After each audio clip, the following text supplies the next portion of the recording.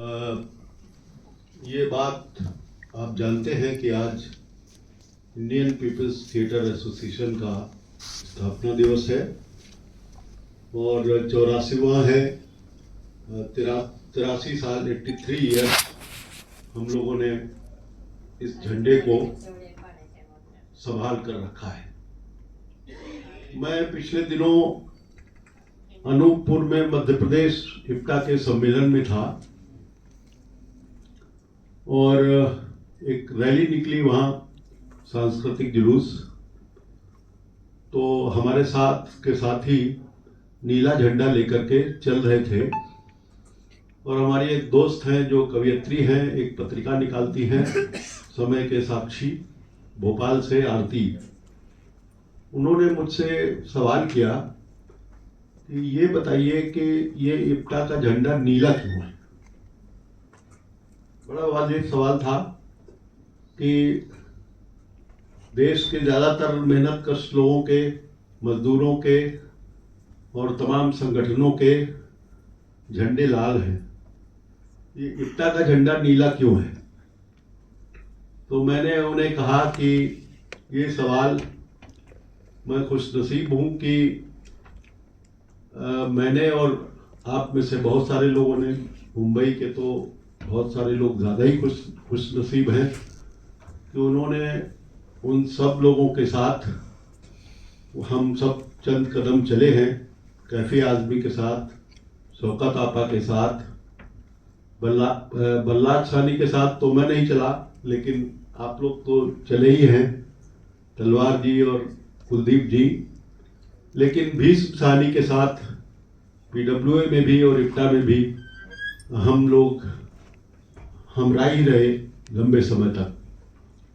तो मैंने भीष्म सानी से ये सवाल किया पहले कि ये बताइए कि इप्टा का झंडा नीला क्यों है। तो उन्होंने कहा कि जैसे तुम नौजवानी में पूछ रहे हो, मैंने भी अपनी नौजवानी में अपने जो हमारे गुरु लोग थे, मेरे बड़े भाई बल्लाज सानी, ख्वाजा अहमद अब्बास, जो इप्टा के उस सम्मेलन में, बम्बई में होने वाले सम्मेलन में उपस्थित थे, उनसे यही सवाल किया, ये बताइए कि इप्टा का झंडा नीला क्यों है। तो उन्होंने कहा कि जैसे गांधी ने स्वतंत्रता के आंदोलन में और तमाम लोगों ने भूमिका निभाई, निसंदेह बड़ी बड़ी कुर्बानियां दी, फांसी के तख्ते पर झूल गए भगत सिंह, तो इस सुभाष चंद्र बोस ने आजाद हिंद फौज बनाई और दीगर कारनामे तमाम लोगों ने किए।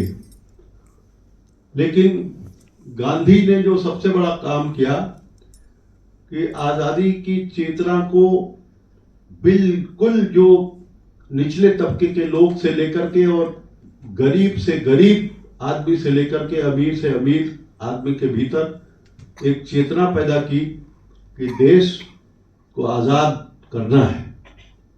तो जिस तरह गांधी ने इस देश की एक समग्र चेतना को झकझोरा, उसी तरह इस देश की सांस्कृतिक चेतना को झकझोरने का जो पहला काम किया वो पीसी जोशी ने किया। और गांधी तो आगे आगे रहे, लेकिन पीसी जोशी कभी पर्दे के सामने हम लोगों की तरह नहीं आए, वो हमेशा पर्दे के पीछे रहे। और पीसी जोशी थे जिन्होंने ये कारनामा किया कि पंडित रविशंकर, उदय शंकर एक तरफ यानी शास्त्रीय लोग, दूसरी तरफ बंबई शहर के लोक गायक अमर शेख, अन्ना भाऊ साठे, और इन लोगों को एक मंच पर एक जगह, जहां एक तरफ शास्त्रीय परंपरा और दूसरी तरफ लोक की परंपरा, ये दोनों जो जहां एक आकर के महासमुद्र बनती हैं, उस इप्टा की परिकल्पना रची। तो ये जो काम था, तो उनसे पूछने के लिए लोग गए, जैसे हम लोग पूछते हैं आज कि इप्टा का झंडा का रंग क्या हो। तो पीसी जोशी ने कहा कि ये आप सवाल मुझसे क्यों पूछते हैं, आप आप कलाकार लोग हैं, आप सोचिए कि आपके झंडे का रंग क्या हो सकता है जो सब लोगों को एक साथ आच्छादित कर सके, सब लोगों को एक साथ लेकर के चल सके। तो लोगों में बड़ी बहस हुई, गुत्थम गुत्था हुई। कोई कह रहा था लाल होना चाहिए, किसी ने कहा कि लाल और नीला मिला के होना चाहिए, किसी ने कुछ तजवीज दी कि बीच में हरा, किसी ने तिरंगे को ही दूसरी तरह से पेश करने की, बीच में नगाड़ा बनाने की तजवीज की। लेकिन अंत में फैसला ये हुआ कि जैसे इस देश में या पूरी दुनिया में कला जो है वो आसमान की तरह पूरी मानवता को आच्छादित करती है, और उसका आसमान का जो रंग है वो नीला है, तो इसलिए हम इस झंडे का रंग नीला रखेंगे। और इप्टा का झंडे का रंग नीला रखा गया, और उसके ऊपर आप देखते हैं कि एक नगाड़े पर चोट करता हुआ एक हाथ है, जो कलाकार का भी है, जो मजदूर का भी है।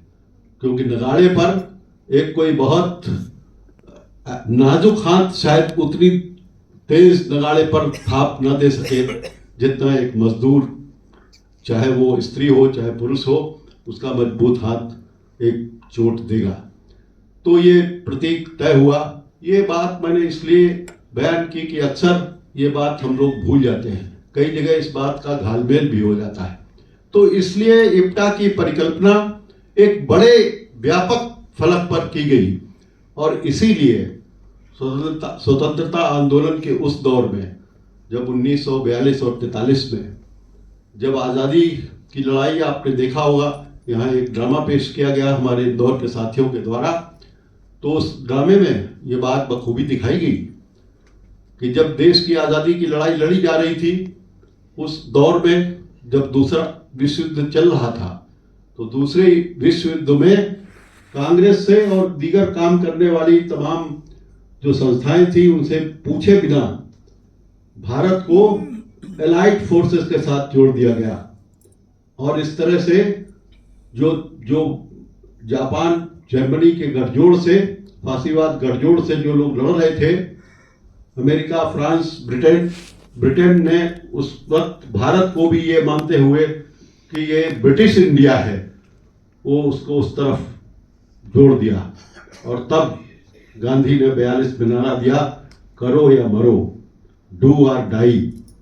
और वो नारा सांस्कृतिक स्तर पर एक तरह से इप्टा ने ग्रहण किया, और सांस्कृतिक स्तर पर 1943 में जब बंगाल का अकाल पड़ा, तो बंगाल के अकाल के समय जब सारा अंग्रेज मिलकर के सारा धान किसानों का इकट्ठा करके बड़े बड़े जमाखोरों के गोदामों में पहुंचा रहे थे, तब इप्टा ने पूरे देश में एक नाटक नवान, उस नाटक को लेकर के पूरे देश में इप्टा की मंडली चली, घूमी, और लाखों रुपए और कपड़े जो अकाल पीड़ित लोग थे उनको पहुंचाने का काम किया।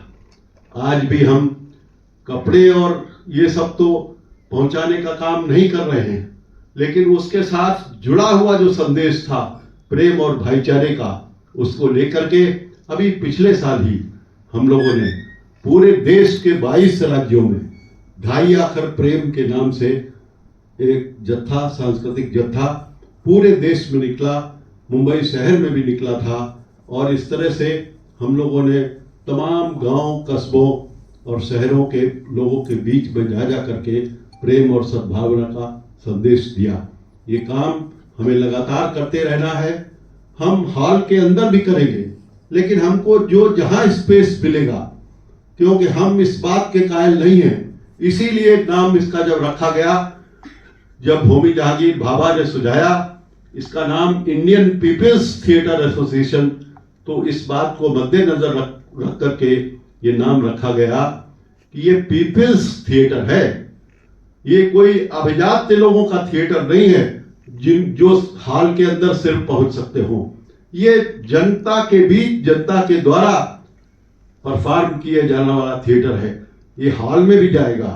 हम तो चाहते ही हैं कि देश में एक ऐसी सांस्कृतिक नीति बने कि कोई भी कॉलोनी अगर कोई कंसीव की जाए तो उसमें निश्चित ये किया जाए कि एक थिएटर हॉल हो सारी सुविधाओं के साथ, जिसमें उस कम्युनिटी के लोग जाकर के अपने तमाम मनोरंजन की चीजें पेश कर सके, खुद बना सके, पेश कर सके। हर स्कूल में थिएटर अनिवार्य हो, हर स्कूल में बच्चों के लिए म्यूजिक और थिएटर और कला अनिवार्य हो, उनको बचपन से ही उसको अप्रिशिएट करना सिखाया जाए। ये लेकिन नहीं हो रहा है। आजादी के इतने साल के बाद भी अप्रिसिएशन का काम बच्चों के बीच में, चाहे गांव में, चाहे कस्बों में, चाहे शहरों में, वो आज तक नहीं हो सका है। हमारी कोशिश है कि हम यात्राओं के जरिए सिर्फ प्रेम का ही संदेश नहीं देते हैं, बल्कि इन तमाम जो हमारी धरोहर है उसको पहुंचाने का, और वहां जो धरोहरें पड़ी हुई हैं लुप्त, उनको पहचानने का भी काम करते हैं। ये कोशिश लगातार जारी रहेगी। आप सबका एक बार फिर खैर मकदम, शुक्रिया। और अब आप आज की शाम